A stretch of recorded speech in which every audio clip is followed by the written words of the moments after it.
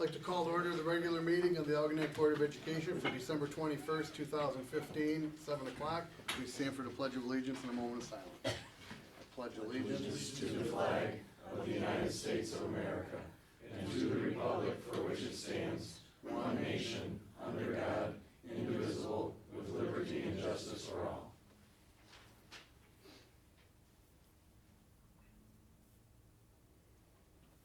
Thank you. And a roll call, please. Tim Itzakowski. Here. Charles Pesachel. Here. Beth Engel. Here. Michael Baranowski. Here. Andrew Goulet. Here. Heidi Campbell. Here. Sharon Steltner here. Mr. President, we have a quorum. Thank you. We have a very special guest this evening who wanted to speak to us during public comments, but has his own more important meeting than ours to go attend at 7:30, so we'd like to let Artie Bryson do his public comments. Thank you. Yeah, I have my own board meeting starting here in a few minutes, so I appreciate letting me go up front. I have a communication I thought it would be important I'd share with the board. Excuse me, still got my cough. I was going around with this elf taking pictures around town, and we went into our dispatch. And our dispatch, Bev Rose, who's been there for well over 20 years, I think she started when she was about 8. Was talking to John and myself and gave us a great compliment. I asked her to put it in an email to me, and this is what it is. Artie, I just want to let you know that since the start of school, I have not had to send an officer to a disorderly student involving 6th, 7th, and 8th grade. In the past, I used to send an officer to the Algonquin Middle School once or twice a week. Basically what she's saying, so she's been there, she's had a issue at the old middle school a couple times a week and had to send a car there. And since the beginning of this year, at least when she's working, and she's full-time, she's works days, she hasn't had to send one car there. So she brought that up to my attention. I didn't realize it, and also John's. And I thought that'd be important for you guys to know. And she was saying, it's about the consolidation. It was one aspect that I thought you guys should know, that splitting them up and everything is obviously working as far as getting complaints called into our dispatch center. So I wanted to let you guys know that. Well, thank you. So, Thank you, okay. Artie. Thank you. All right, so I gotta run, but Merry Christmas, have a safe, New Year's and all that good stuff. Thank you much. Thanks, Artie. Yeah, I gotta run. Run. See you. Faster.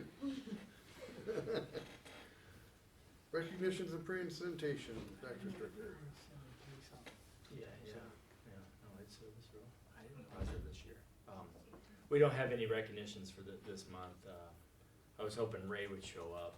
I was gonna recognize Ray for all he's done for our community, but evidently he's in the Christmas spirit already as well, so, but because school's out, wasn't gonna drag any students in. I guess we could recognize our camera people over there, but, no, there's no recognitions this month. All right, and presentations, yeah. Okay, I'd like to welcome Ron Wilson. I really appreciate Ron making the drive over here from Howell. Ron works for EDEX, and that's a state recommended company that specializes in district data. Ron will be presenting some year-end data. The state of Michigan is going to a system where not only at the local level using data, but at the state level, looking into school districts and outcomes tied to expenditures. And it's a return of investment is the presentation this evening. And there's a lot you can do with this. Certainly the money aspect is very important.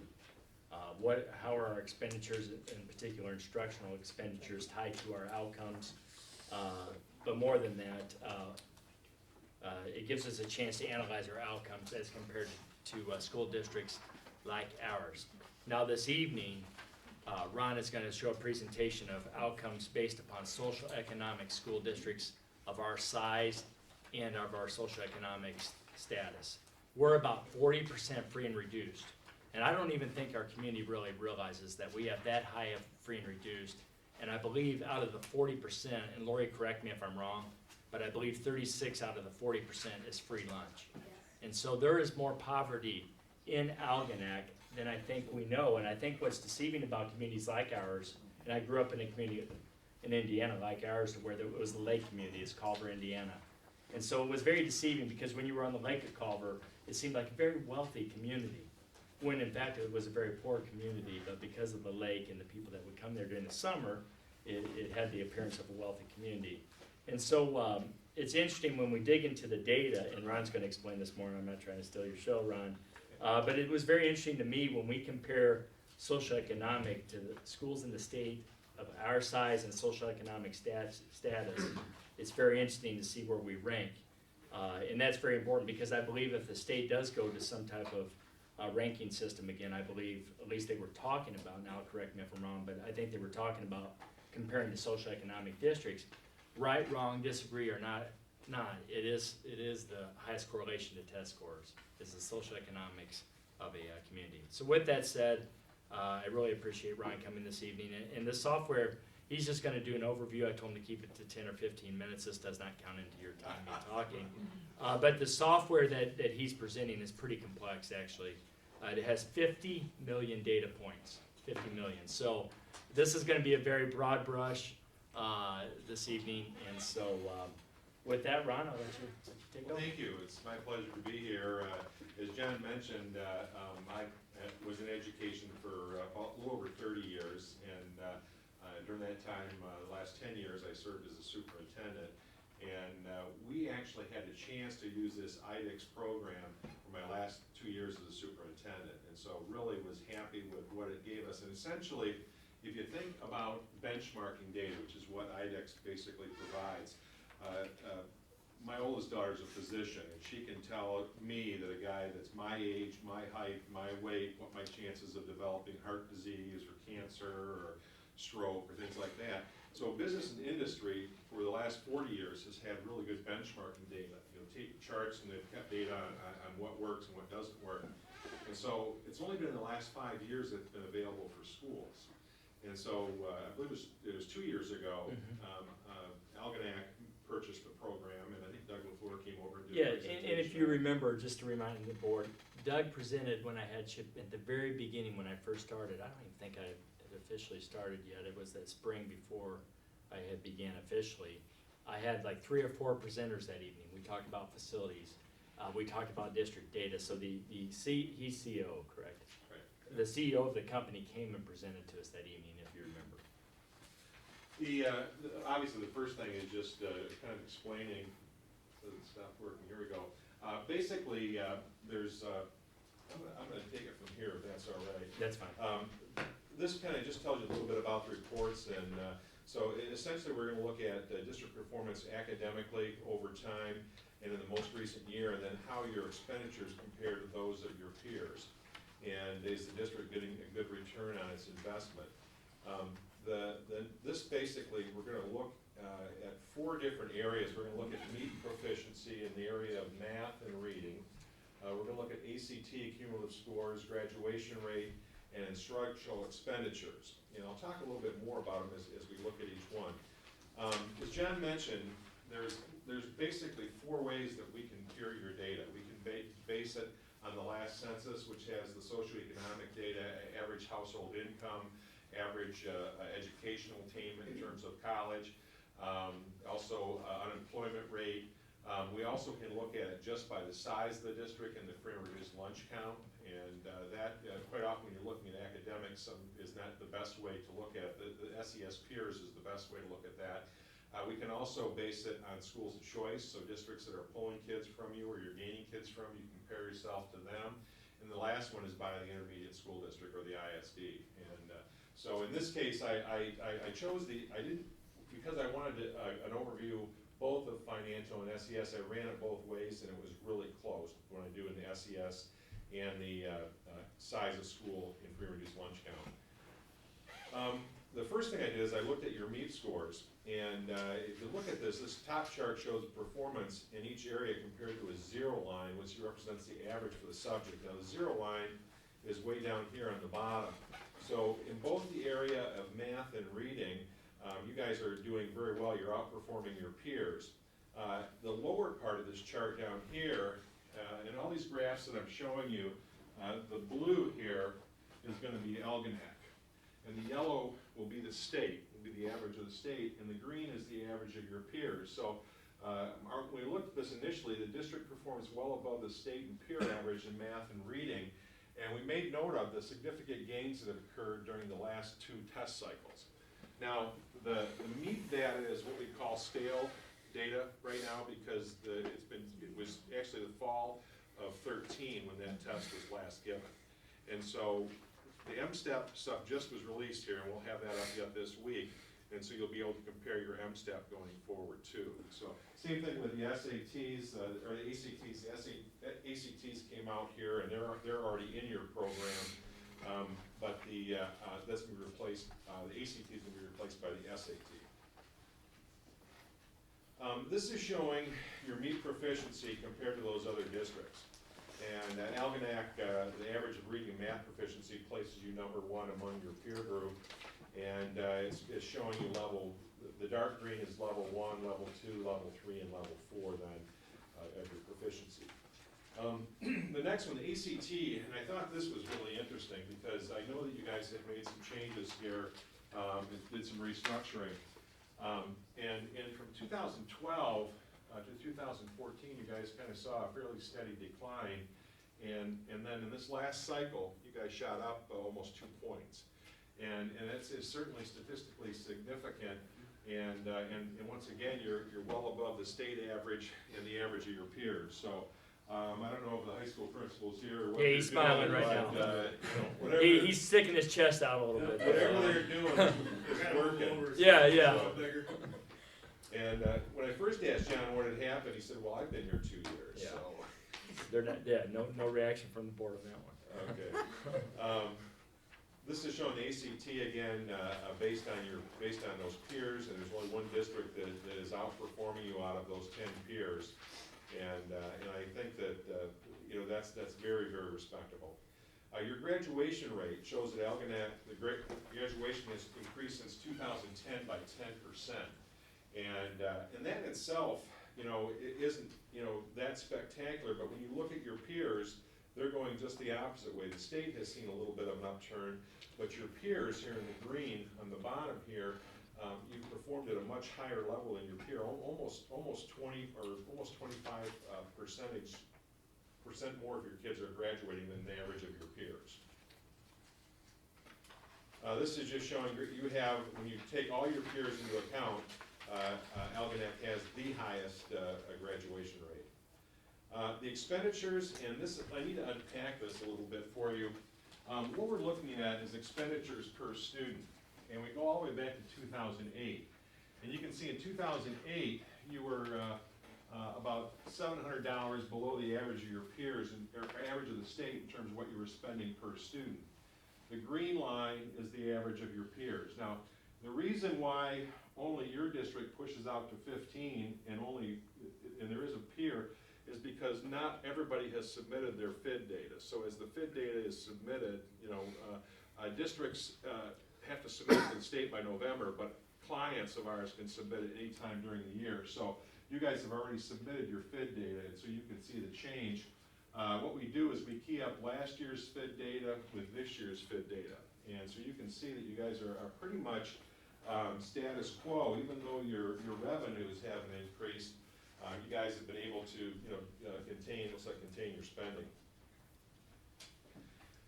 This return on investment, if you look at the chart here, what it's going to show you, these bubble charts are always interesting when you first look at them. Once again, Algonac is in the blue here. And so this is the average in terms of your peers, in terms of what they're spending per student on instruction. And so you're just above the average of your peers this way. And then up this side is looking at overall ACTs. So your spending is just slightly more than the average of your peers, but there's only one district that is getting any better results on the ACT than you are. And they're spending about at the same level. So kind of gives you just a nice point of reference as to where you are relative to your community. Now, one of the things, if you find you're low in an area, there's an opportunity to identify individual districts or individual buildings that are similar to yours. and you can reach out to them, you know, and say, hey, you're working with a similar population. What are you doing? Why are you seeing better results? Is there something particular that you're doing that's working well?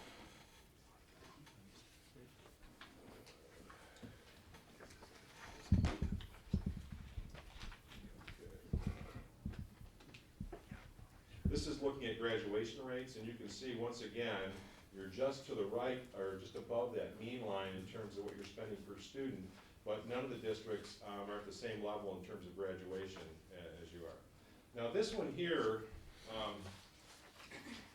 this is something that I used to share with my board, usually a couple times a year, but this is a great financial health indicator.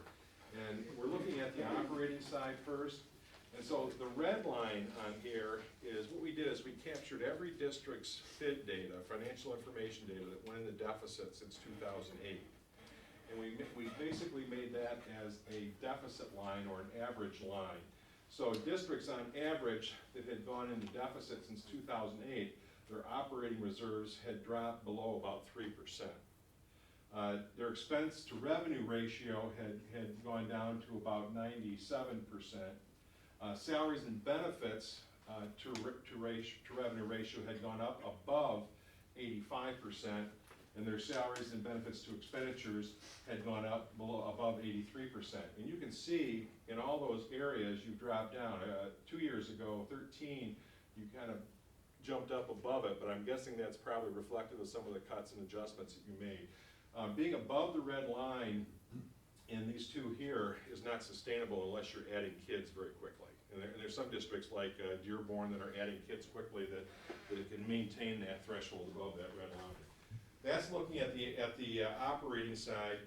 The other side is the general side, and this is something that's unfortunately, well, I'll say this kind of tongue in cheek. You may have a chance to impact this if you do a good job telling your story, because you guys, in addition to, I did follow your football team this year, by the way, they did real well. But this is the trend line for enrollment right now, and here's the state and the peers above you. So on average, districts that went into deficit since 2008 had lost 15% of their population, and you guys are about 20.4 as of your February count of this year. General fund balance, you're in better shape, you know, I mean, relative to your peers. This next right here looks at asset sufficiency and ability to pay all your bills. And you can see here that, and I can tell that there must have been some fund equity that was spent down, but you guys have at least have kind of stemmed that. You're right on par with your peers, and you're right on par pretty much with your peers in your state in this area here. But you know, one of the things that I said, that your trend lines generally fall within the peers in the state on the financials. Declining enrollment, and as you already know, if that doesn't change, it's going to continue to, you know, present some unique problems for you, because basically our funding is primarily based on enrollment. So. Just a couple more slides. In the program, we've just added this too. This is the first time, John, I don't know if you've seen this other than when I sent the program over, but what you can do now is you can project your finances going out 5 years now. And so the beige line on this chart reflects your expenditures, and the green line reflects your revenues. And so there was a period of time here from about 2012 to 2014 where you were spending more than you were taking in, and that trend has gone back the other way. You're narrowing that gap. So if we project out what you've been doing right now, if you're able to maintain the status quo, you'll start, that trend will go the other way, and you'll start building some fund equity. This is another map, and I only took it out 2 years here, but you can kind of see during the past 4 years, the majority of the districts in the state have had to use fund balance or savings in order to balance their budgets. It should be noted that Algonac has made some significant budgetary adjustments that should continue to improve the district's financial health. So here's the findings, and I called John here a couple weeks ago, maybe 3 weeks ago, and said, if you look at your data, you're really taking a chance to really look at what's happening in your district. And you mentioned he's been busy with so many different things he's involved with, and absolutely understand that. So I said, let me just do an analysis of your district that I can share with you and your board and the community. So basically, the data report provides just a glimpse into Algonac's academic and financial health. And as I pointed out earlier, the academic performance trends are better than both the state and the average of your peers, which is, I think is incredible, given the fact that you've made a lot of changes here. And Algonac's ACT scores are higher than the average of the state and the peers. The district has gained nearly 2 points during the last test cycle. This type of improvement does not occur in a vacuum. It's something that's being done that's very prescriptive that is changing that. Algonac's graduation rates have trended up since 2010 and are currently above the state and peer average. Now, the disclaimer, this is a high-level analysis, but the implication is that based on the academic and financial trends, Algonac has made significant improvement during the past 3 years. As financial standings continue to improve, the district's already high return on investment will strengthen. And so, kudos to you and your board and your staff, because a lot of districts are suffering with declining enrollment and tightening budgets, and you guys have basically been able to make a silk purse out of sow's ear, so to speak, with what you've had. So congratulations, and I'll open it up if there's any questions. One question that came to me this week when I called all the board members on Friday was, but you already answered that, but I want to reiterate it, that we can, with the software, it's pretty slick. It's pretty basic, actually. You go in and you can query different searches. And so we can do the same report with our county. So that was a question that had come up, and we can do that, so. Well, the other thing we're doing is we're reaching out to districts too, because part of our consulting that comes with it, part of your subscription, is it will come in and work with your administrators, central office if you like, with your building administrators. We actually have done work with school improvement teams, because this data is very helpful in terms of developing those school improvement plans, both the district and the building level plans. So once again, congratulations, and this program, I mentioned before that it really enables you to become much like physicians, where you can identify or diagnose problems and then come up with a prescription in order to change that or correct those. So, Ron, I appreciate you making the Yes, trip. thank you. Thanks. Could I just ask you a quick question? The information that you presented, does that include 2015? Or are you going like from 12, 13, 14 on that information? The financial data we showed you is 2015 data. The ACT data and the graduation data is more recent data. The MEP data is 2 years old, two-year-old data. And the state went from the MEP test to the M-STEP, and the MEP was always given in the fall in October. Well, they did a spring test this year, and they told us, because most of them were administered by computer, that we were going to have results within 60 to 90 days, and it's not even close to that. So, Thank you. well, thank you very much. I appreciate it. Ron, Thank thanks. you. I appreciate it. John, will we be getting the county data? You said it's possible. Are we gonna get that, or are you planning on getting? It's what I sent you. The county stuff? Yeah, the county data with with M-STEP. Okay. I have handouts for this evening. What I can do too, John, if you like. But when it is in this, it's not incorporated yet in this. Right. As Yeah, Ron mentioned. It'll be live, your M-STEP data will be live this Wednesday, so, because they just released it on Friday, so we'll have it in there. And if you want me to, I can generate a report like this based on the county and send that over to you. Right. too. So, I appreciate it. all right, good. Thanks, Ron. Thank you. Mike, that's the memo I sent, that when the embargo was lifted last week, but I have hard copies this evening too. So, but we'll put it in this program when we get a chance, right? Okay. I'm very excited to give a little introduction on our next initiative that we're entering with the St. Clair County and Randy. I appreciate Randy and Lindsay coming this evening to present. But it was very exciting. Lindsay was at the meeting, and Beth was there as well. I tell you what, and Bill was at that meeting as well, the Rotary meeting. It had been a long time since I had been in a meeting, that there was a lot of excitement to where usually there's territorial fights between groups when something is thrown out, like an initiative this big with this amount of money that could go toward it. And Beth was there to witness it as well. And if I could just Yeah, add, go ahead. I mean, Randy and Jackie are here tonight to talk about it. But the way the group, it was just amazing. We had, the Lions, the Algonac Clay Fund, VFW, the Goodfellows. Yeah. Food pantry. Food pantry. So, and Police and fire. Police and Fire, Algonac Lions, did I say that? Okay. So, but everybody was all like, No one was wanted to help. territorial. Everybody wanted to help in any way And they compliment can. each Right, other, Exactly, not just right, help and say, hey, we want to help be political. It was like, hey, if you guys do this, we can do this. And so I'm very excited, and I believe we will be, first of all, it's going to help young people that need food and supplies. But secondly, you know what? I feel we'll be leaders of how a community can work together to help the students that are in need. And again, remember that number, 40% of our students, 36% of which receive free lunches. We have a much higher poverty as we approach 50% of our community than one might think. And I have a strong belief, even though it's pretty basic, it's not a rocket science, that if a child is hungry, learning becomes very secondary. So I'm very, very pleased to introduce Randy Mayers. He's the president of the Community Foundation from St. Clair County, and Lindsay Parslow is the program officer for the county. And we'll turn it over to them, and we may chime in now and then, because you know what?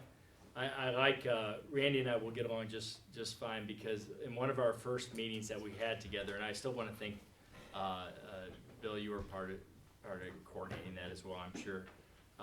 One of our first meetings together, he said, listen, he said, I'm not into political red tape. He said, let's just feed these kids and let's use this money that's available. And I said, you and I will get along just fine. So, you know, we are in the process of developing this. Typically, I'm very methodical of how I bring things to you, but you know what? There's money available. We have kids that are in need. Let's move forward on this. We will organize as we go. We have a team effort, so I'm very excited about that. So, Randy? Thanks, Joey. Yep. You know, just thinking back, our community foundations had a relationship with Algonac dating back to Joe Caney days. That name just popped up because I saw a gift come in our office this week for Joe Caney Scholarship Fund. So there's good things and bad things in the world of philanthropy, especially in this part of Michigan these days. So, I mean, on one hand, the good thing is we're the largest foundation, grant-making foundation in Michigan Sun Region. We're the 12th largest foundation in Michigan. The bad news is we're probably the only major foundation that has discretionary dollars in this part of the state. So it's a double-edged sword. We're not like Grand Rapids or Detroit or Lansing or Ann Arbor, where you have huge corporate foundations and huge donors. So we're proud of our partnership with Algonac Schools. It started under Joe Caney and continued with Dennis Geiser and now with John. We have an Algonac Lions Fund and we have an Algonac Community Fund. So as we've been looking at basic needs around the community and doing some surveys and assessments, it's become pretty clear that although our state and our region has improved quite a bit lately over the last few years, especially since the recession of '08, there is still a tremendous need to take care of basic needs, to feed kids. So you look at test scores, the kind that you should report on. And our foundation has been huge advocates for college access, ACT scores, know how to go, getting more kids into college, increasing enrollments around the high schools in the county for many years, since about 2008. However, at the same time, the more we talk to teachers and the people that do the frontline work, how do you expect kids to learn when they're coming to school Monday, they're hungry? They haven't eaten all weekend. Something has got to be done where we stop expecting teachers and the faculty and staff of taking money out of their own pockets to take care of kids, and the community's got to step up. And our mantra all along, since I came here in 2002, is we can't wait for Lansing to save us, and we can't wait for Washington D.C. to save us. We've got to make our own and do our own. So we're probably the biggest provider of non-tax dollars for community issues in the county. So as John and I have worked on, there's the only red tape that's going to exist in this program is what red tape we put in there, and shame on us if we do, because kids need to be fed. They need to be fed starting tomorrow. You know, that's the reality of it.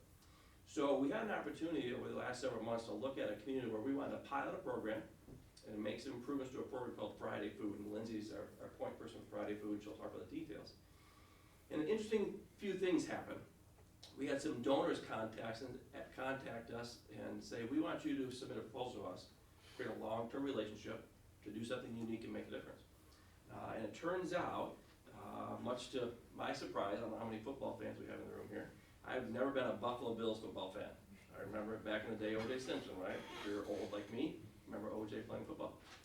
Turns out the owner of the Buffalo Bills, the original owner of the Buffalo Bills, a guy named Ralph C. Wilson Jr., grew up in Southeast Michigan. And the more we learned about Mr. Wilson, he had ties to this area, fishing and hunting and people up in this county that knew him personally. He passed away this spring. He left $1.2 billion to his foundation. The foundation is 4 people, his wife, his niece, and 2 business people. And he said, within 20 years of the date I die, you will give away all $1.2 billion. You'll only do it in Southeast Michigan, you'll only do it in Buffalo. And we were invited to be a part of that program. What's really interesting is they only, at least initially, intend to invite 40 organizations in both areas to participate over 20 years to get $1.2 billion. So we applied, we said we want to do something, and as Lindsay and I others brainstormed, where in St. Clair County do we feel we have the partners and the resources and the support and the visionary thinking like John and your staff have here, that we want to do something different. And so we made an application that they approved. We said we want to do something different in Algonac. We want to fix the Friday food program. We know young kids are going home with food over the weekend for themselves and not feeding their older siblings. We know there's issues with kids not having the supplies they need on a regular basis to do well in school, to perform well in school. So we submitted their proposal, they approved it, and one interesting anecdote, we went down to the presentation in Detroit a few weeks ago, and one of the trustees that knew Mr. Wilson well said, one of his mottos was, in football lingo, pass the ball, do something, no red tape. He was a huge opposition to red tape and bureaucracy. His motivation, his empire, this guy really had an empire, obviously, if you have $1 billion, was pass the ball, do something, make a play, do something good. So we think we're aligned very well with our partners and our donors. There's still a lot of holes in this program, of why there seems to be so much support from Lansing and Washington and all these federal programs, yet kids still go hungry. So there's a huge flaw. However, we're not gonna let that deter us in the short term of doing something immediately to make sure your kids are fed. So we intend to expand a partnership with Algonac schools and with the community, with the partners that Beth and Bill were talking about to really make a difference. And it's hopefully gonna start mid-January, and then improve even more next fall. But I want Lindsay to talk about Friday food and the details so you understand the complexities, and we've had quite a few meetings, thanks to John, with your staff here and faculty, about how can we feed kids every weekend of the year so that they never come to school hungry. And you would think that's a fairly easy thing to solve. The reality is it's very hard to solve that kind of problem. And shame on us in America for letting that happen. But we're gonna try and make a difference, and then you can just explain the nuts and bolts of Friday food. Yep, so as you may or may not be aware, the Community Foundation has been funding Friday Food for Kids program for probably 6 or 7 years. Originally at Algonac Elementary, this year obviously we moved it to Algonquin. What this program does is the teachers, staff at the school identify kids that are in need, free or reduced lunch, usually start with those kids, and they get food on the weekends. Volunteers come in, they fill up backpacks, kids get it discreetly, they get food for the weekend, bring back their backpacks on Monday, refill it for the week, for the next weekend. Through the 6 or 7 years we've been doing this program, we know there's flaws, we've talked about it, but how do we fix those flaws without more funding, more resources? We don't know. So we've had positive feedback, teachers say attendance has increased, attention spans on Monday, totally different compared to before these kids were getting food, but there's still flaws. So with this opportunity and this funding, it was a great opportunity for us to be able to try to fix some of the flaws that we've been seeing in the program.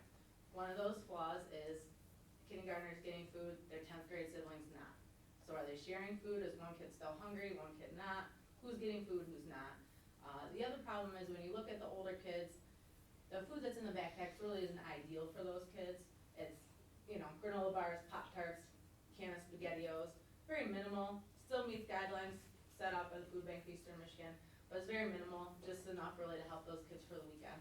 So what we've been doing is kind of brainstorming with staff, community partners on how we can address those problems, how we can fix those things, combined with providing kids basic school supplies. We've been doing a backpack giveaway in Algonac for probably 15 years. How can we fix that program in coordination with fixing the Friday food program so these kids can come to school just ready to learn? They're They're not hungry, they don't need supplies, they don't need anything. So what we've really been looking at is continue the Friday food program as is, K through 6, because it is effective. Few flaws, but for the most part it's effective. Just expanding that number now that we have the extra funding, not limiting it to the 96 students that are being fed right now, but identifying how many kids really do need that food. It's been limited to 96 because that's how much money we had available, but obviously if more funding is available, we want to reach all those kids K through 6 is the top priority because the young kids are most important. The next step that we're looking at is identifying the siblings in grades 7 through 12 of those kids. And with that program, we're looking to work with Steve Valente and the food service at the high school to actually get the meals done here, package them here, deliver them possibly to make sure that the kids aren't embarrassed and that the kids aren't reluctant to take food in case they're gonna get made fun of. Because we just want the kids to have food. So that's kind of where we're at right now, talking to community partners to help stock some closets with hygiene items, even some extra food, so if kids come during a weekday and they need food for the week, teachers know where to get it. They can grab them some food off the shelf. We know that those kids are taken care of anytime that they need food. Ultimately, our goal at the foundation is to feed kids K through 12 year round. We feel like this is the first starting point for us, and we're excited to get started. We're excited with the meetings that we've had so far, with the help from the staff, brainstorming, problem solving, figuring out how all the pieces could work. So that's where we're at this point, and hopefully working out more details as we go forward. And how it would really With the work. goal of every day of the year, including Christmas Day, I mean, that's the goal, and I think I speak for the group, we're gonna be pretty aggressive getting there.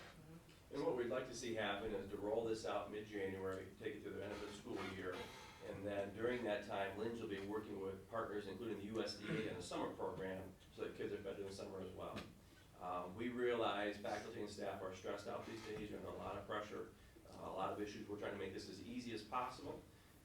But most importantly, we don't want teachers to have to worry about how am I gonna pay to give my kids personal hygiene products? How am I gonna pay to give them food to take home? So we wanna have the community, we wanna rally the community to step up and take care of those financial issues.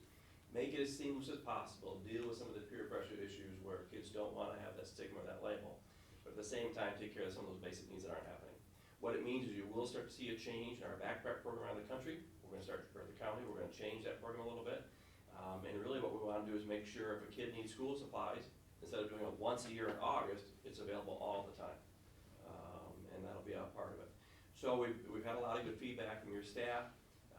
We think we have the finances to take care of almost all the issue between now and the end of the school year. It's really working out the details of implementation. And one thing that came up our last meeting, we had a meeting last week of all the players, at least locally for us here in the school district, that came out of that meeting is step one, or as the next step, and correct me if I'm wrong, we'll continue to work out the details, but we need to hire someone that is going to be paid for through this grant. I would ask if the board would, it can be consensus or we can add it to the agenda as an information item that we will move forward on that. We will follow our process. And I will communicate to you as board members in the communication. But if we can count to meet our goal, if our deadline, it's not set in stone, but it would be nice, like I said, that we have the money, let's feed these kids. If tonight could count as the information item, that I can move forward on the personnel, again, letting you know, and then it comes back to you in January as an action item. But again, I will communicate to you who it was, the process we followed, how it's paid, because that way we can move forward. Not trying to pull a fast one, but you know what, the money is there. Is there? The need is there, I wanna move forward, and we really felt as a group, let's get let's hire this person so they can help us organize, cause they'll be the one responsible for making this happen. And so if it's all right with the board, either through consensus or an action item, I just would like approval to move forward on that hiring process. There's also some equipment that we may need to buy, so that will be funded by the grant, so. And again, we'll follow our procedures and guidelines, and I will communicate to you what I'm doing, but again, if tonight could count as an information item on that. And the reason I didn't bring like purchase order or something, we haven't worked out the budget, between us, so there's no numbers I can bring to you, but, trying to get us going mid-January, it will start moving quickly, just to get it up and running, so. So that person would come from our budget? No, We will give you a grant. It would through be- the school. Yeah, our goal is to not, like I said, teachers are taking money out of their pocket, we all know that happens, we wanna stop that. So we wanna make sure we reimburse you for all your costs. What is the average cost to send a kid home with a backpack on Friday? Well, so there's a good part and bad part of that answer. The answer is $100 a year for each kid, Okay, which is dirt cheap. I don't think that so it's includes the $10,000 for the 96 students there? backpack. Yeah, that's it. Okay. Now, the problem with that is it's not really great food, as you can imagine. Right, But it is the basics that they can, non-perishable. When you're looking at the upper grade levels, we had your food service contractor put together a price that was about Just under $11 a weekend. a weekend per kid, but still, and how many do you think we have of the upper school? The number right now is about 100. I'm It was, going it was, to- it was, 120, Okay. somewhere in that range. Yeah. 7 So- through 12? Yep. So we have 96 that we're doing right now, and we anticipate 120 in the upper to do, so we're looking at 220, 215. total. And actually, no, because the lower levels of K through 6, that number is gonna jump drastically, because the 96 number Oh, I of see. funding we have Yes. now, Right, but we're gonna take care of that first. So I know Abe's already been on that and trying to identify that number, Mhm. but that number's gonna jump drastically. this is fantastic. I have one concern though, we are sending home the children with backpacks on Friday, and we wanna do the above siblings also. And then does it automatically stop once school is out? So that's what I said, and that's the reason I'm pushing John and to do this as fast as possible, because we wanna start this, because we then have to turn our attention to June. Right, So the USDA started a program last summer that'll feed people over the summer, and I'll give you a kind of a scary statistic. With little community input around the county, they provided 33,000 free meals last summer in St. Clair County.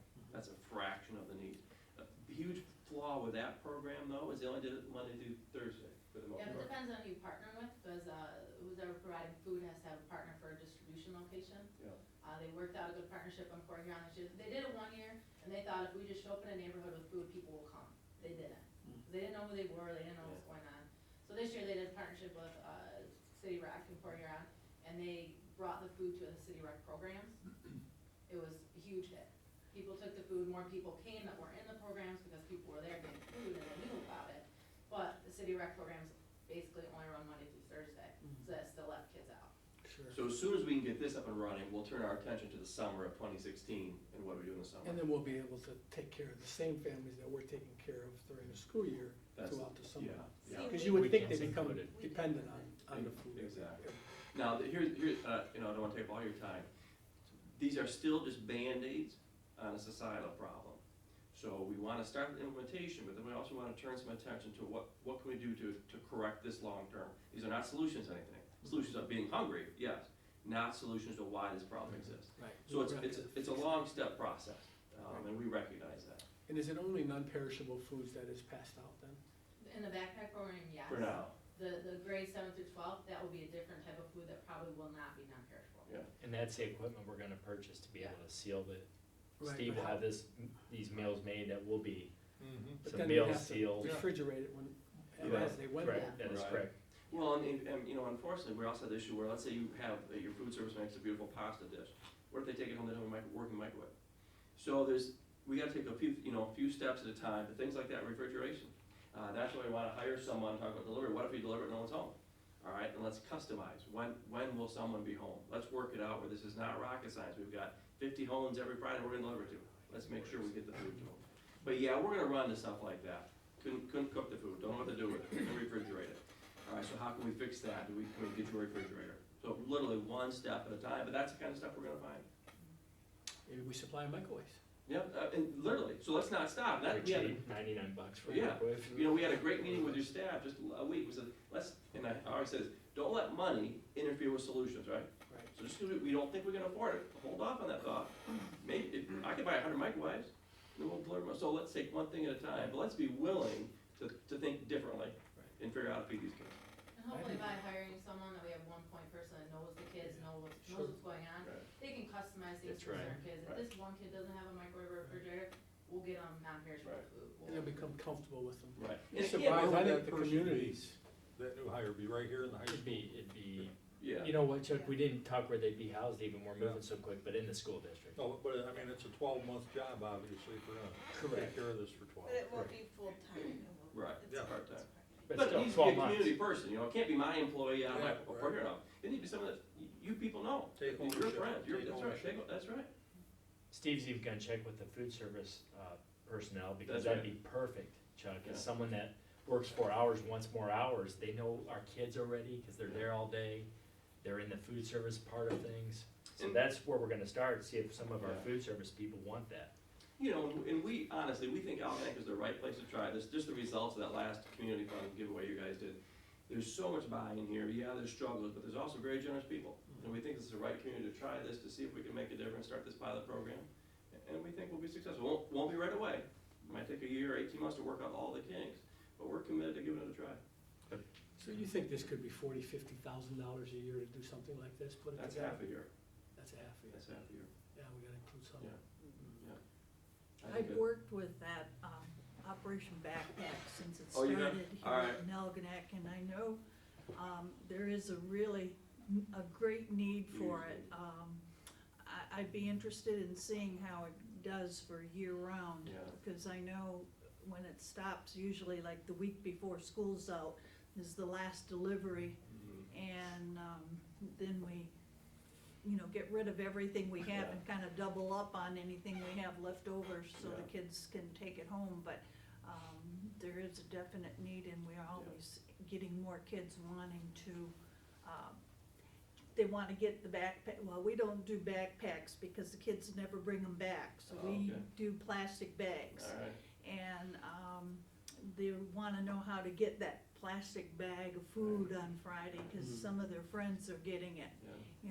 and, it'll make a big It'll difference. make a difference. Again, we're, as long as you're committed to trying this and learning together, and working out the kinks together, Yeah. we'll try with you. And that's why, we can back to promise. hiring the person, that's, I mean, even through this discussion, you can see why that's the next step, is let's get this Yeah. point person, cause Yeah. they'll have a lot of say-so, I would hope, Right. into how this is shaping Yeah. up. And Beth, through your meeting that you attended, do you feel that through the community, we can support and raise up that money needed? Yes. Well, what I thought was neat about that meeting was, Not- yeah, we if a took kid needs a step winter further. coat, maybe they go to the Yeah. this Lions Club. When If they Lindsay need was eye talking- glasses, they go to this Lions Club. If they need dental, they go to this group. That's what was neat about that meeting Yeah. Wednesday, is that it was like, hey, guys, let's go beyond even food. Mm-hmm. Here's where they go for winter coats, here's where that's pretty cool, Yeah. that everything was That's coming great. together like that. There was a lot of community members that were there saying, well, I know this business and they'll donate a bunch of toothbrushes, this Mhm. business will donate a whole bunch of the, Yeah. Doesn't take much to get them together. Exactly, it really does. Starts thinking, everybody Yeah. wants to help. That's right. That's great. It's a bit of a no-brainer, isn't it? Let's move on and We should do more of this. put it on next month, Mhm. if everybody. We'll So- move forward, So, and I'll send you emails to let you know Absolutely. so if nobody has any objection, this has been the information item for equipment and for personnel. equipment and I'll personnel, communicate. and next month will be action. That, Right. everybody okay? Yeah. Kelly, did you have something? I just wanted to throw out there that don't forget, you brought up the discussion of all year round.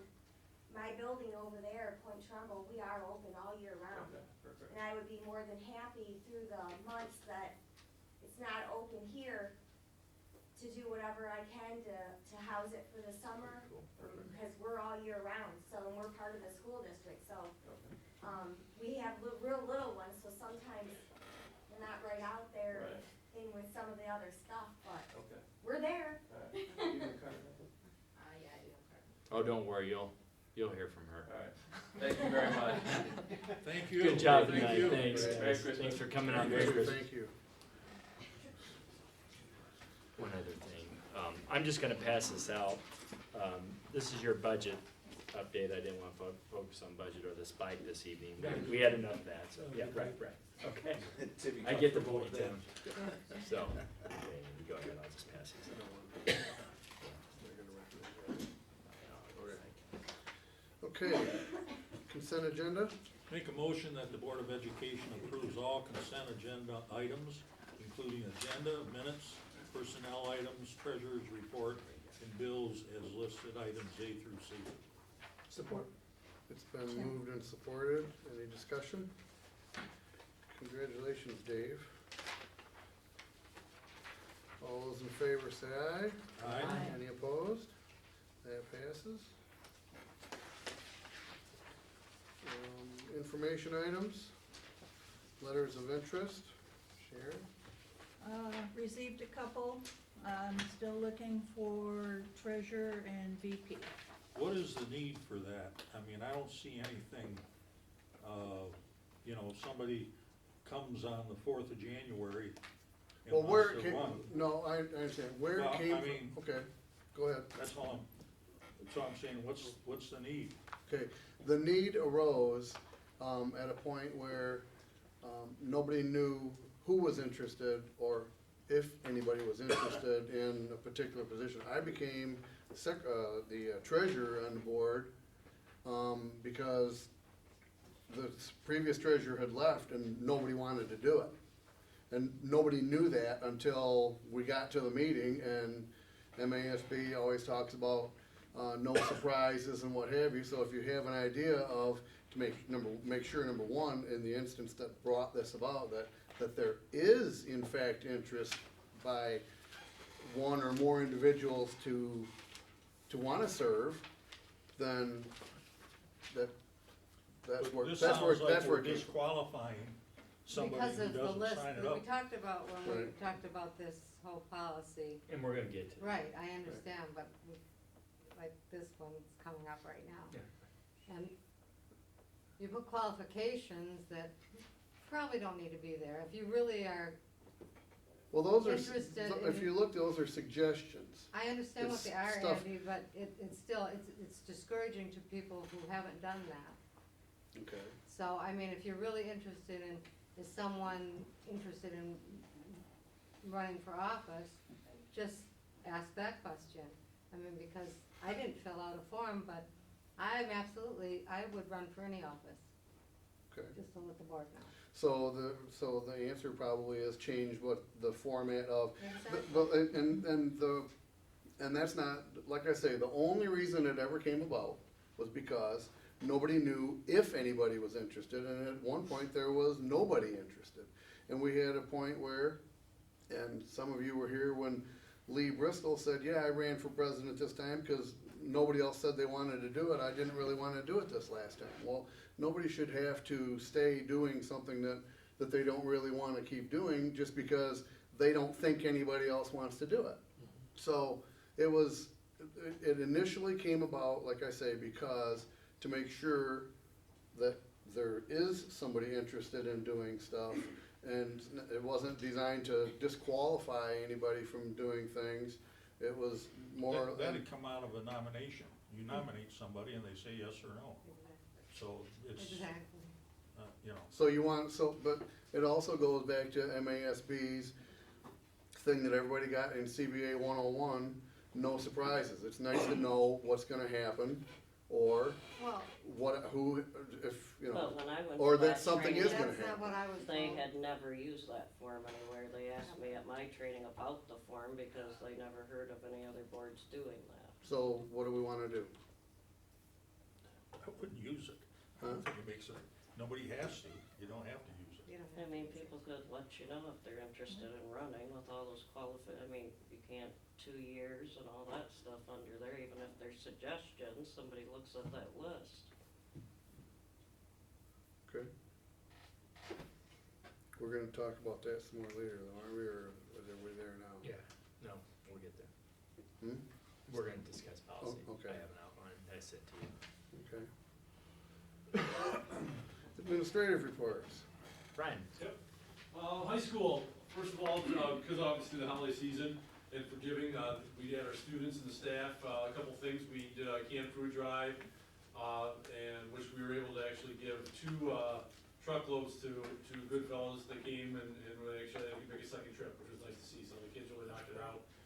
Also, we did our Secret Santa for the staff, where they put money into an envelope for certain staff members to see which teachers could raise the most. Mr. Cesaro, I believe, won. And we were able to, I think, adopt 5 different families and provide presents for them. And I know on Friday that Mrs. Blair, Mrs. Kelly, and Mrs. LaStage delivered them to the houses for those parents. Again, the students and the staff did an excellent job of taking care of some of the members of our community. Looking into what we're coming into next, we're coming back from break. The Atlas Rubicon, where I have 4 staff members that in early January who are going to be trained into building their curriculum online on that program, as well as their pacing guides. And then what they're gonna do is eventually they're going to teach the rest of the staff, and that is our goal for next year, is for all the teachers to be working on the curriculum and pacing guides to make sure that we have that vertical alignment 7 through 12. And again, all our resources will be online on that system. And I think it'll be very helpful for all the staff to keeping track of where they're at and to make sure they're, we don't have too much overlap on certain things and make sure we're not missing gaps in other things. Along with that, our last PD, Sarah Thaler, came in and she works for SAT, and she came in and did a presentation for our staff, which our staff found very helpful. And what we're looking at is, again, when we come back from break, our staff is gonna be pulling their assessments, and they're really gonna be looking at the new SAT and looking to make sure that the questions that they're asking on their tests are gonna be more SAT-like. And again, since it is a brand new SAT, these are totally different type of questions. They're really attached to the Common Core, what the kids are gonna be expected to know. And so we're gonna really change our assessment so the kids see this type of questions more and more, so it's not a surprise when they take that test here in the spring. But that's about it. Hope everybody has a Merry Christmas and Happy Holiday. Thank you. Mitch?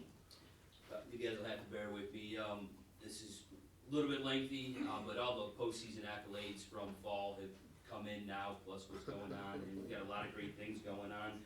And I'll start with the teams that are in season. And right now, competitive cheer, they've started their programs, their competitive season, and they started off going 2 for 2. They've won the CCAM Scholarship Invitational, which I believe was at Brandon High School.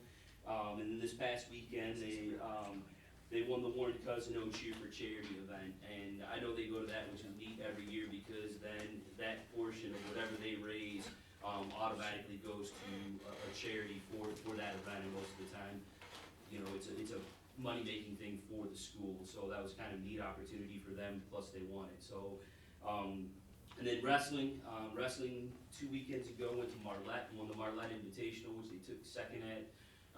2 years ago, lost to a team that went to states, and this year they beat them by a considerable amount.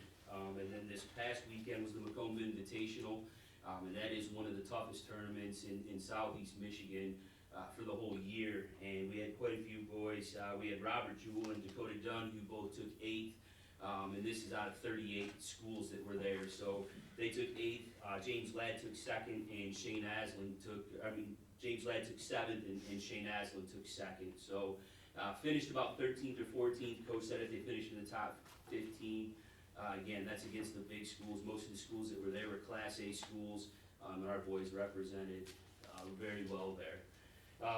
And then we had volleyball, which ended, and we had Grace Goldenbogen received all area honorable mention for volleyball. And then it sounds like I'm repeating myself, but again, this is something new again with Morgan Beadlescombe. Every time I get up here, I talk about him. And Mitch, what I'm passing around is the news article. news article. Okay. Go ahead. But Morgan finished 10th at the Nike Cross Country Nationals out in Oregon, and that qualified him. He's now an All-American because of that. And just recently, he was also named the Times Herald Area Runner of the Year, which I'm guessing that was pretty much a no-brainer for them. But the awards just keep coming for him.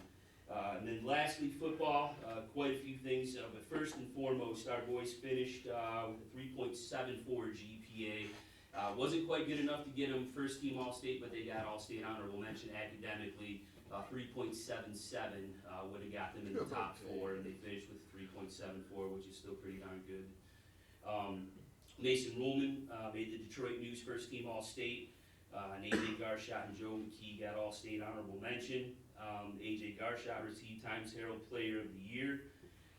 And then we had Mason Ruhlman, Tommy Goldenbogen, Nick Folkerts, AJ Garshot, Mason Graham, and Owen Cates made all-area first team.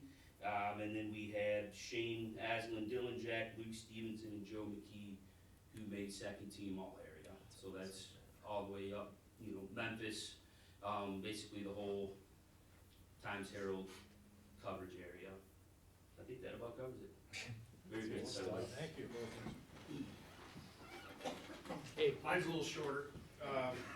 We had one of the things John wanted me to highlight is we have a lot of great things. Food thing was wonderful, but we've also started with the help of Ryan and our NHS kids at the high school. We've started a tutoring program at our building for our younger ones, obviously grades 2 through 6. Stephanie Urbon is the staff contact for us. It started from one of our students here at the high school, Jason Molman, who wanted to do this as a service project, was give some opportunity for our kids at Algonquin to do some tutoring for NHS. I don't think they knew we had 60 kids sign up for the first day, and so we had quite a panic of, do we have enough kids coming? And so I've been working with Ryan to try to figure out how to identify the kids, but certainly a great program, a good way for our older kids to come down and really help our young ones with even some simple math or writing things and some kids to make familiar faces with at the high school. And then lastly, our student council kids, which now we call our student lighthouse team, to go with our Leader in Me program. They did their first service project around Thanksgiving/Christmas, and they raised and collected over 4,000 items that we donated to the food bank. So wonderful job. And Nicole Adamson, our teacher there at Algonquin, was coordinating that as well. So thank you. Merry Christmas. Thank you. Same to you. And go Lions. Yeah. Really? You have to finish with that, huh? hey, Chris, can you pass them out? These out to the audience. Melissa could not be here this evening. This is basically the a memo that was sent out to you this past week when the embargo was lifted on the test scores to communicate to our community, to the Board of Education in a public meeting, and work with our staff now that we have I believe we have all the data we need. Is that correct, guys? Well, they still, and I don't know if we're gonna get them, I get conflicted reports with, about if they're gonna have building level report, like Right. data. Right. And my guess is you probably won't, which, Okay. and so what they're gonna provide us doesn't really do us a lot. To get down to the particulates, but. Right. Right, correct. But basically, you can see, Melissa gave an explanation on the first page. If you flip it over, you can look at our test scores compared to that of the county and state average. And you can see in many areas, we exceeded both actually in the majority of the areas, the county and the state average. But it sticks out quite a bit, the areas where we have our work cut out for us. We're taking it very serious. We had a series of meetings immediately when administratively we became aware of this data. And I had a personal meeting with the curriculum director from the county and also some other people that I work with, other superintendents from around the state. So we're taking it very serious in the areas that we obviously need to focus in on.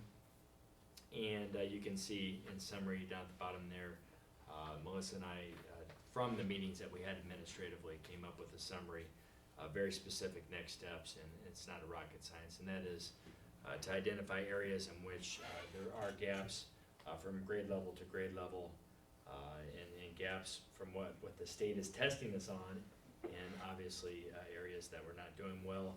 We're gonna identify those, and not just throw money, and just, I want you to know I'm conservative to where I don't believe you should just throw money at a problem, but very specifically, where are areas that we need specific resources that we don't have, and we hope to bring those recommendations to you. Melissa will keep you updated during her report during the Board of Education meetings. But we're taking the areas in which we're doing well very seriously, and even as Melissa stated in the communication here, the areas that are doing well will continue to do what we're doing. Certainly try to improve always, but there's some areas that we're doing well, and we want to continue to do well. So we'll keep you posted. There'll be a curriculum update every Board of Education meeting. It's an area that's a priority. Any questions? Yes, I do. I just need to understand it better, because I'm an educator like all of you are. And it just seems like we continue to be in a trap that we're not doing well over the last several years. And I know we look at different curriculums, and I know we have different programs that we try to go after. It just doesn't seem like we're successful in doing that. So where have we gone wrong forget about the past, because we can't fix the past, but we have to go forward with the future. But we've done certain things throughout the years that we thought were gonna fix the problems that we've had, and we've come across this year again, and we haven't fixed the problems that we've had. So how do we know we're doing the right things going forward, when in the last 5 years, we've thought we've done the right things, and we've been unsuccessful in trying to fix what we've had? So what is gonna change this year from what we've done the last 5 years to put us in the right path? Well, first of all, like, our 2%, our 2-point gain in SAT, the SAT tested the college-ready standards, and that is right, wrong, or indifferent, and I don't agree with it, personally, that we're basing how a child will do in life based off a standardized test. I want you to know, I don't agree with that. I agree with life skills, of work ethic, and For sure. team. But nonetheless, I need to, as your superintendent, deal with the reality that test score matters. And so I'm to be honest with you, I'm very pleased with the 2-point gain is pretty significant. Other than that, there are areas that in the elementary level, Tim, I think we're doing very well, especially exceeding our socioeconomic.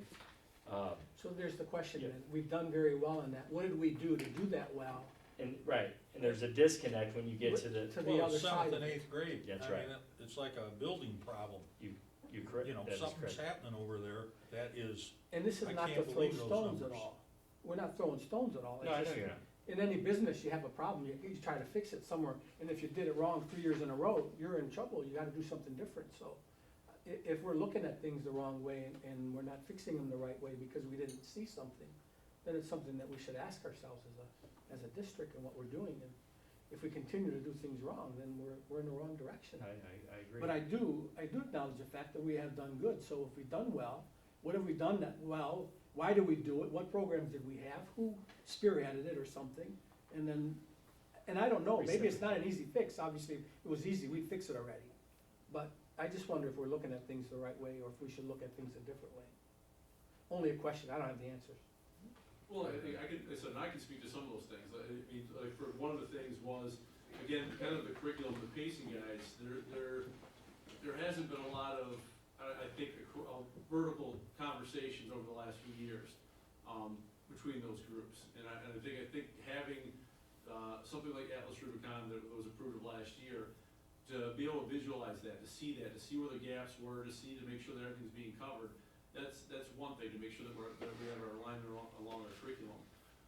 And again, just also basic school improvement strategies that are known to have, that be effective, when it comes to ACT, SAT, and we changed that. Last year, we changed the school improvement, plan, we're using, literacy in action, which is uses close to critical reading, as well as writing tracker to get our kids more fluent in their writing. And we've already seen gains to that throughout this year. And again, this is the first year where the teacher's doing that. So I realize that there are areas that we need to work on, and I don't, said I'm not an excuse person. I mean, we look at, and again, I express that with the teachers as well. I'm not here to point fingers. And when I was talking to some of the teachers that are in those areas that were kind of hurting a little bit, and so I'm not here blaming you guys, but we just gotta do better, and that's a reflection on all of us. And get past the blaming, and let's just see what we can do to move forward, and I think we are doing that. And Tim, at a district level, that's why, I can't believe it's been a year and a half ago now, but a year and a half ago, one of the first things I did is named a curriculum director. And that is, so we have, not only Ryan's speaking for the high school, now the 7-12, or 7 through 12 he's speaking for right now. But one thing that was important to me, and that's representing the action. That's why I wanted someone named that's accountable K-12 for continuity, because, yeah, I can see this, and I'm similar to Ryan, we have similar personalities. I'm not any excuses. Like, if I don't do well in a running race, I look in the mirror and say, okay, guy, what do you need to work on? Yeah. Not the course or the weather conditions or anything. So, you know, it's obvious that Melissa Hanners, you know, who has been to elementary level, the results have been pretty good. And so, you know, I'm working with Melissa and our team of administrators, and what I like now after the consolidation, there's not many of us. We had an evening meeting when these scores came out, and we got around that table in my office there, and we said, okay, guys, there's not many of us. There's 4 of us sitting here right now, 5 of us sitting here right now. What do we need to do? And so I am putting a lot of pressure on Melissa, and she knows it, she feels it, and I don't mind that. And I'm saying, Melissa, this is why I named you curriculum director, is we need to take a look at, okay, we're doing well at the elementary, let's get that continuity on through. What are the gaps from these grade levels? So, you know, we're taking it serious, and we're gonna see what you just said. Where we're doing well, what are we doing? Let's carry that forward to the other grade levels, so. And Tim, and just some, follow-up, some credit to John in terms of, we do lack some resources at those levels, we've piled some money into, and not, again, and I think we're all on the same page, as you just don't throw money at a problem because, but, our resources, the amount of money that we've put into the curriculum, particularly at the elementary level, we're starting to get those results. But at the high school level, we are probably drastically lacking some resources, some things John's addressed and. Well, because for example, I had Al and Lori look, I think for the last few years, we've been putting about 60,000 into curriculum, 30,000 of which is just for consumables that we use every year. In New Lothrop, we budgeted about 100,000 a year for curriculum, half the size district. So you see where I was struggling even with, again, to echo to you, I want to emphasize to you that I'm not just saying throw money at a problem, but when I look at those numbers to where a school half the size was investing 100,000, and we were basically investing $30,000, that is an issue. And so, but I'm holding Melissa accountable. She's up for it, and she knows I'm holding her feet to the fire, and we want to take those elementary scores, improve upon those, but get that continuity all the way through.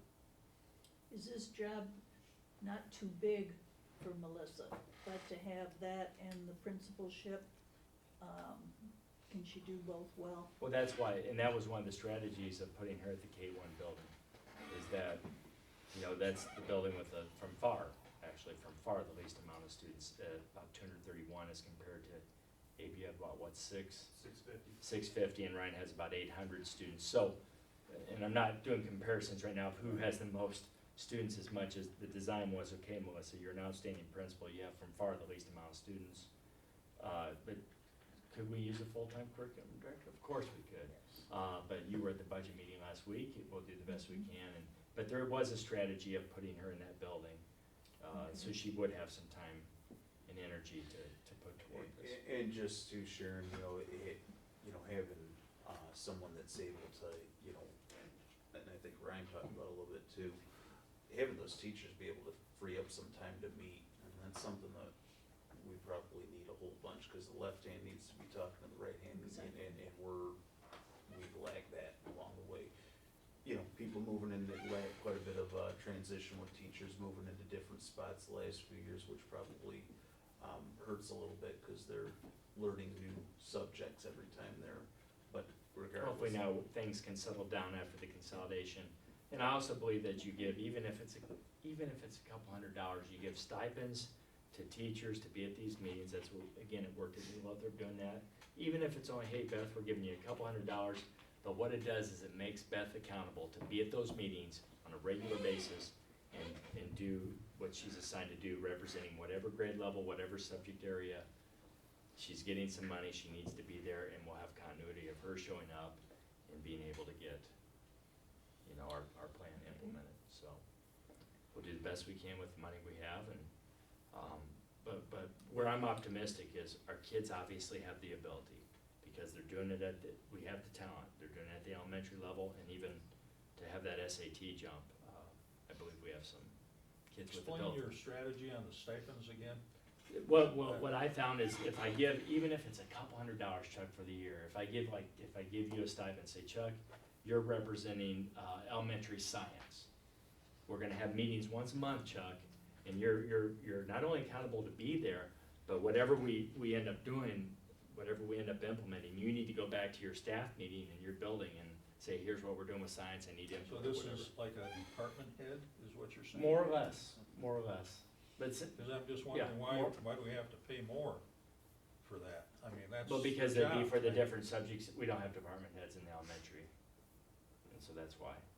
But we don't have to do that, I found that worked because, No, I mean, with the budget as tight as it Right. is, that's, Well, and some of it, Chuck's just getting these people sometime during the day to meet, where we haven't done that in the past, and we've already been able, when Melissa could get around, to kind of pull some of these teachers.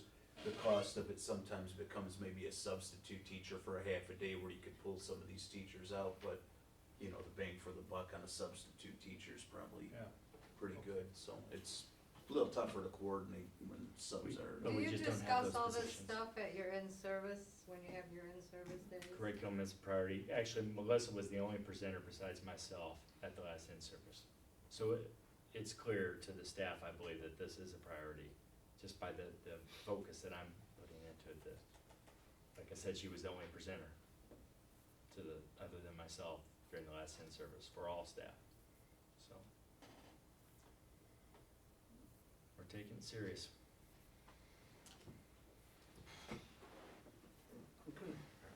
Kelly? We had a wonderful Christmas program, lots of laughs, lots of music, lots of fun.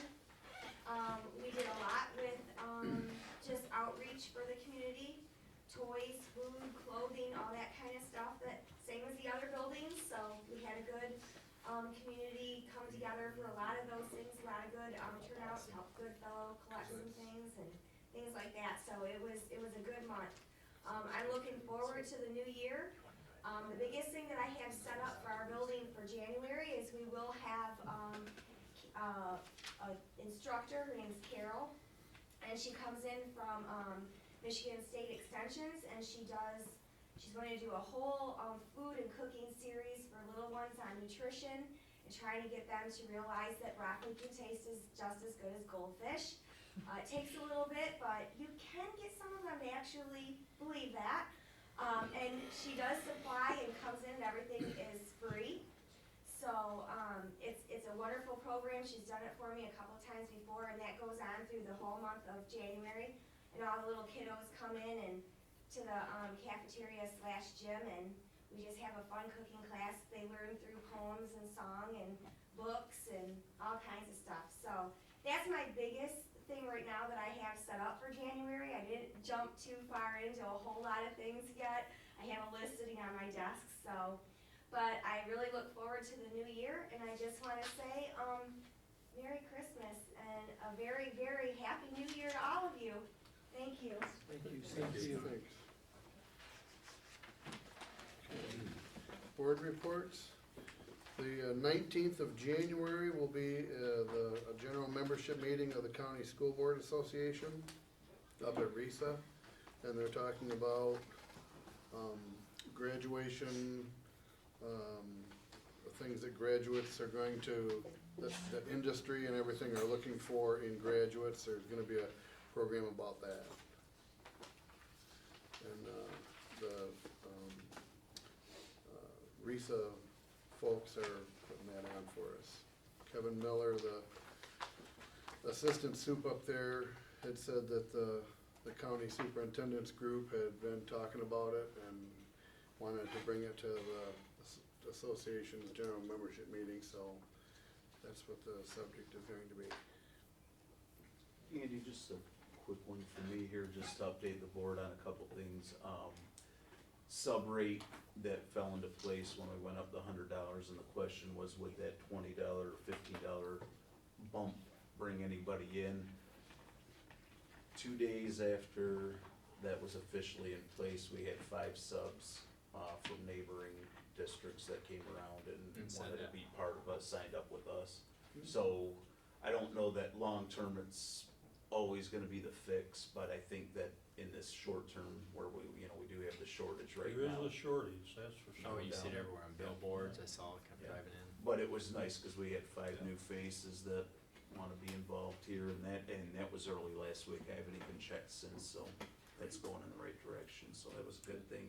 And then the second thing, January 13th and 14th, the administrative team, all the principals, and then a couple staff members as well, will be getting trained in the new evaluation tool. Gotta meet 4 times to get trained. This will be the first 2. It'll be back-to-back days. So that'll be in place for next year. What our goal was to make sure that we had everybody trained. We'll be also training some teacher from each level, as well as Lisa Liberto, the union president. So we'll have 4 teachers. I'm gonna get trained, all the principals, so. Very good, thank you. Anyone else? Continuing disclosure policy? Yeah, basically that, we need that, policy in place. Kirsty, you can help me explain this a little bit better, but it is from our school attorney sent us, a communication that this policy needs to be in place to ensure that our policies align with, is it the transparency of information when you refinance bonds, Yes, basically? to meet some of the, qualifications for bonds over $1 million. So it's, It's just not refinancing, it's, so like if our rate changes, we have so much time to report it. It's ongoing with all the bonds that we have. so it was basically something that got missed, and I think our true law attorney discovered that that was not in place, so he said, no problem, just have the board approve this and we'll move forward, so it's procedural for financing. Okay. So is this something that will get presented next month? It'd be as an action item, Yeah. yes. And just so you know, there's wording in here that you're probably gonna wanna just, on the first page of it, usually it's the superintendent or his designee, so, you'll probably wanna decide on that wording. Does MASB have some, Well, something, MS I mean, if this came from Troon, is that correct? Yes. Okay, and does MASB, because that's where our policy stuff is, does it make a difference, or is theirs gonna read the same, or how's that gonna work? I'd rather use Troon's. Troon's I've is had this more several times in my career, and whenever Troon is specific, I'd rather use what they recommend, because if something were to go wrong, and I don't believe it will, they would be the one representing us. But I don't think anything will go wrong here, it's pretty procedural stuff, but whenever there's between Troon, we had Neola, Troon and Neola, when Troon was very specific, saying, hey, with this issue, this is exactly what we're recommending. My philosophy was the superintendent, if they're the ones at the table, if something goes wrong, I better have used their recommendation. And is there a legal reference on this, or no? Is there a legal reference on this policy, is there like a law about this? Yes, well, there is a law, because when we were refunding, or when I was going through my annual disclosures, the 1 year, I wasn't aware of this. This was sent to a previous employee, and it just never got brought to the board. So that's where we found it, where I didn't report that we had, our rating had changed. So that's when I had called Chris, and that's when he sent From this Troon, back over. Chris Emerino. Chris Emerino from Troon, so, and he had said he had sent it before, but somewhere in the emails it got missed, so, it's part of the exchange, like the security, exchange for the bonds, municipal securities, Okay. that dictates this, so that's why we would use his wording, cause he's our bond attorney, so we would wanna use his Oh, that's wording. fine, I was Yeah, just, and he didn't seem alarmed about anything. I had Crystal call. Crystal, you can share with the board the conversation was, he said, just have the board approve Yeah. this, and it's pretty standard, so I guess he didn't bring anything to my attention that was unusual about it. I think it's We procedural. discovered it when we were going through this refunding, and we were going through all the checklists, and we're like, he's like, do you have this policy? And that's where we discovered we didn't have it, so he suggested that we put it in place. It's not anything that we're breaking the law, it's just good to have a policy to know that To these ensure are the that we steps are. that you should have, you know, with your bonds. it kinda puts you above and beyond compliance that way too, Just so, ensures it, Right. ensures compliance. right, okay. Alright, policy discussion. This is basically a copy of what I emailed you, last week. And I wanted to tie my update into the policy, information item. What I am recommending, as I sent out to you in an email, last week, is I'm recommending that regarding policy, and I know we talked about meeting at 6:30, and discussing policy every month. Really from my experience, I had a bad gut instinct from the minute I heard that, and the more I reflect on things, of course, quite a bit. But the more I reflected of the continuity of that, okay, so we're starting at 6:30, we get knee deep into a discussion. We're recognizing the football team that evening, people are coming in, and all of a sudden we're in the middle of a discussion, we're having to stop the discussion. and pick it up the next month, meanwhile people are coming in. So I highly recommend it, and I talk to everyone, everyone agrees, and so let me know if we feel differently, but let's start at 7, let's have this policy as an information item every month. What we'll do is Crystal will send out the policy, so when we get through section 1,000, she'll send out section 2,000 to you. You let me know what the main items were. This is a good example for us to follow. These were the main concerns from section 1,000. And what we'll do is we'll just start going through those. And when Monday Night Football kicks up, we can say, hey, this is enough of this discussion, Sharon. We can say, let's move on. So all kidding aside, we can move whatever pace that you want to move and spend whatever time you want to spend on this. And we'll just systematically go through the policy. And let's get to the point as I had a chance to talk to board members. Really what this will do is this will encourage us as the board and myself as superintendent to make sure we know our policies, to read them, and then to highlight the policies that we want to maybe rediscuss, like this evening, the election of board officers is an example. So if you're okay with that, we can start this evening. And the handout that I sent you this week, again, what I'll do is Crystal will send it to you, maybe a couple weeks before the board meeting. You can send me your questions, concerns, and then I can send it to you and say, hey, here's the 5 items that came up in section 2,000, and bring them to you, so. Okay. So with that said, these are the items, and then what I did is I thought it was a good use of the county resources. I sent it to Kim, she's the secretary for the county superintendent, and she did a good job of seeing what other schools are doing.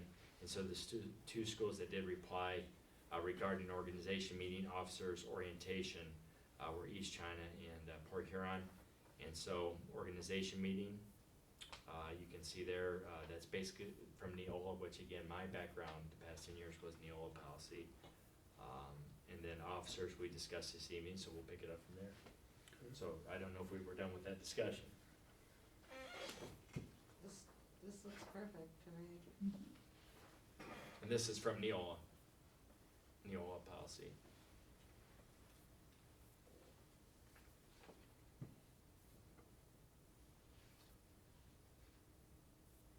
The orientation piece is a lot more streamlined than what we currently have. Right, we should be able to follow this one. Yeah, pretty basic stuff. Yeah. We're in trouble if we don't. Yeah, right.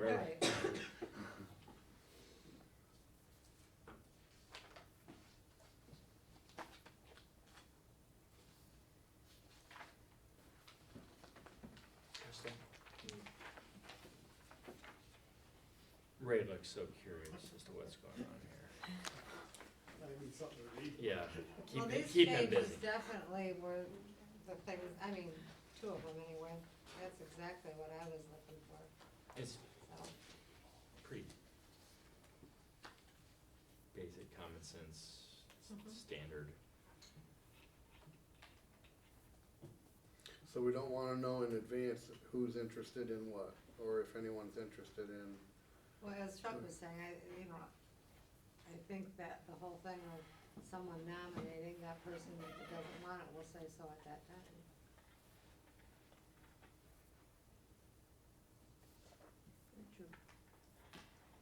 Okay, so.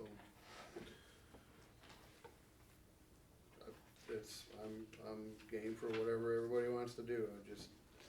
I'm not advocating for anything. I was asked a question, and so I explained where the process that we've been currently using, where it came from and why. And we certainly have the ability to change it, so.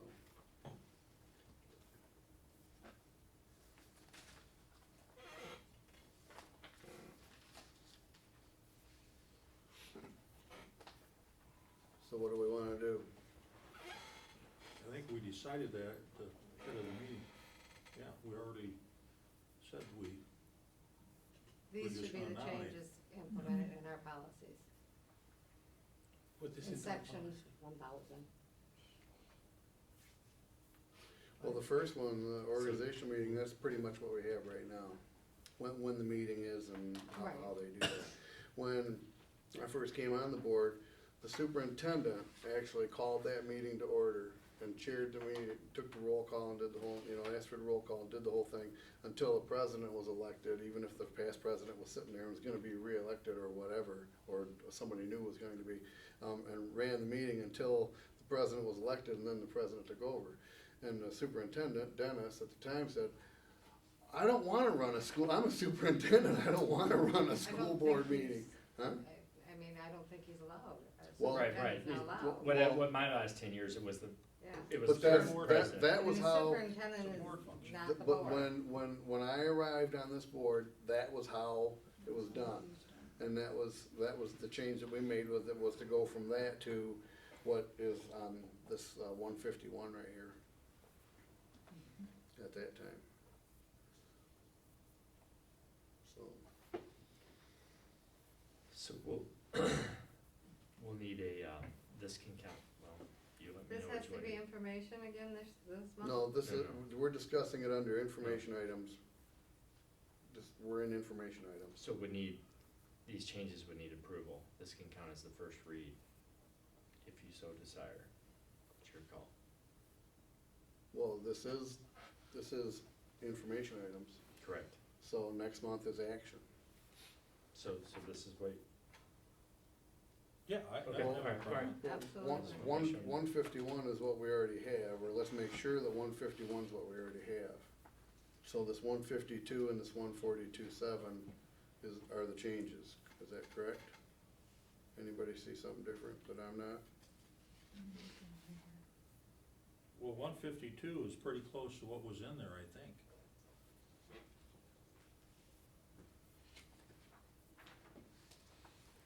No, 152 in ours talks about filling out the, No, but there's also, but is it 152 that says that? I don't have it in front of me. But, The no, one- it just talks about the 1 year is what I meant. oh, right. That Right. part of it is what I was referring to, Yeah. what's here. Yeah.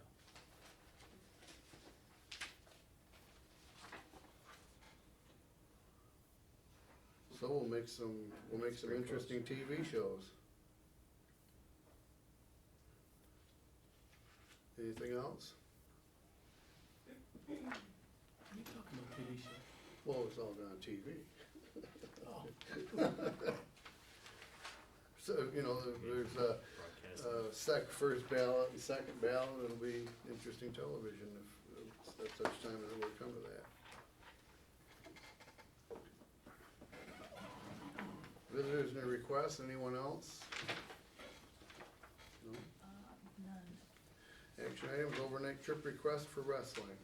Make a motion that the Board of Education approves the overnight trip requests to travel to Shepherd High School individual tournament. There will be no cost for the transportation. Support. Been moved and supported, any discussion?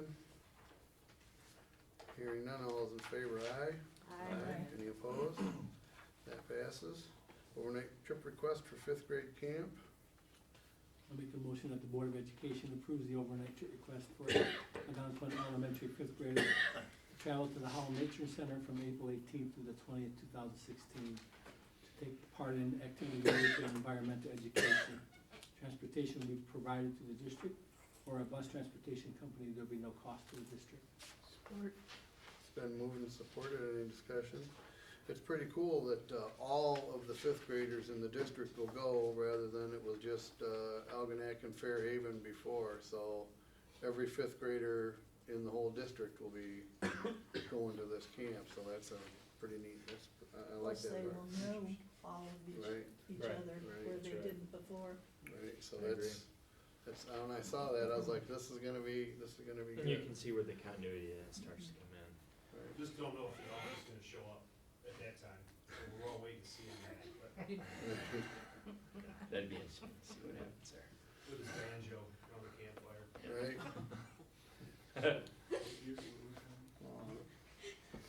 Anything else? All those in favor, aye? Aye. Any opposed? That passes. Overnight trip request, varsity cheerleading. I move the Board of Education approves the overnight trip request for the varsity cheerleading team to travel to the Deltaplex in Grand Rapids for a competition February 12th and 13th, 2016. The overnight stay and transportation will be provided by parents and coaches. There will be no cost to the district for this trip.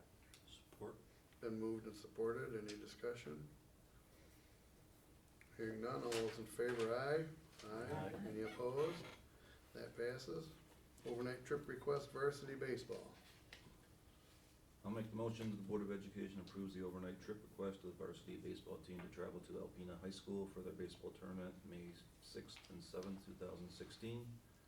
The overnight stay and transportation will be provided by the parents and coaches, and there will be no cost to the district for the trip. Support. It's been moved and supported, any discussion? Hearing none, all those in favor say aye. Aye. Any opposed?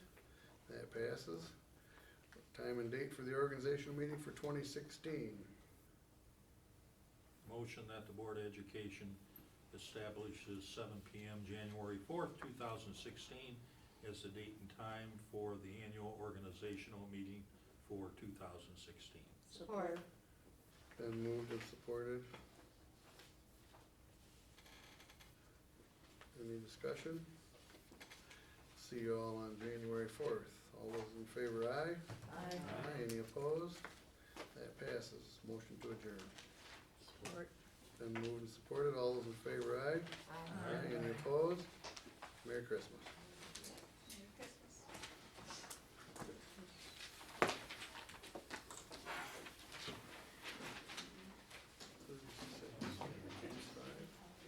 Yeah.